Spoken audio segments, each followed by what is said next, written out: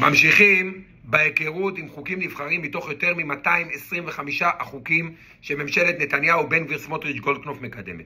הסרטון הזה, אני מזכיר לכם, הוא חלק מסדרת סרטונים שהמטרה שלה זה לגרום לכל אחד, לא משנה באיזה מחנה הוא, להבין את העובדות של מה שאני קורא לו הפיכה משטרית, אתם יכולים לקרוא לו אחרת, ולשאול אם יש כאן ממשלת ימין על מלא ומדיניות של ימין, או ממשלה שפשוט מנסה לשנות את ישראל מדמוקרטיה למשהו אחר. בואו נכיר עוד חוק. הפעם זו לא הצעת חוק, אלא חוק שכבר עבר את כל הקריאות ונכנס לספר החוקים. הפעם זה תיקון מספר 52 לחוק יסוד הכנסת. כן, 52 פעמים כבר תיקנו את חוק יסוד הכנסת המסכן הזה.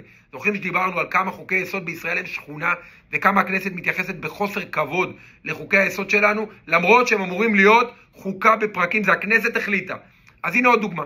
בכל מקרה, נחזור לתיקון. התיקון הזה, שנקרא גם החוק הנורווגי, המשמעות שלו זה שהקואליציה שינתה את היכולת שלה להכניס חברי כנסת במקום שרים או סגני שרים.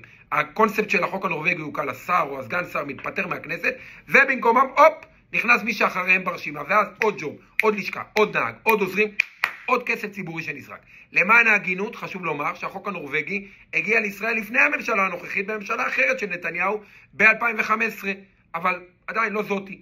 בכל מקרה, אז, ב-2015 הם היו עדינים. הם קבעו שכל סיעה יכולה לפטר שר או סגן שר אחד, הוא מתפטר בעצם, ומחליט במקומו חבר כנסת.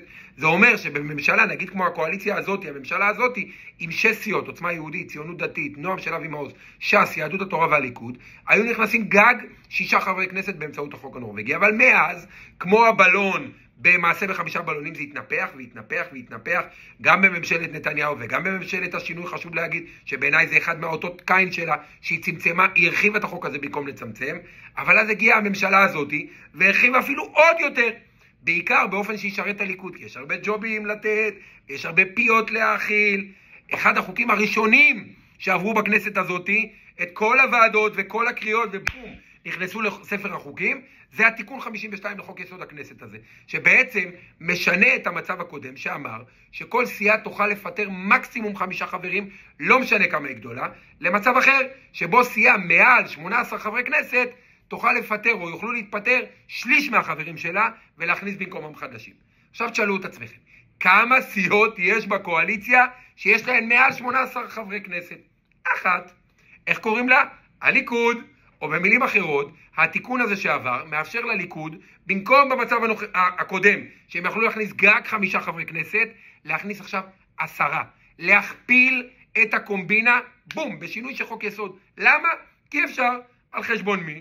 על חשבוננו. פשוט לא? מאוד פשוט. חוק יסוד, לא חוק יסוד, לא מעניין אותם. ג'ובים צריך לתת. חכו, יש לנו עוד הרבה הצעות חוק וחוקים לדבר עליהם.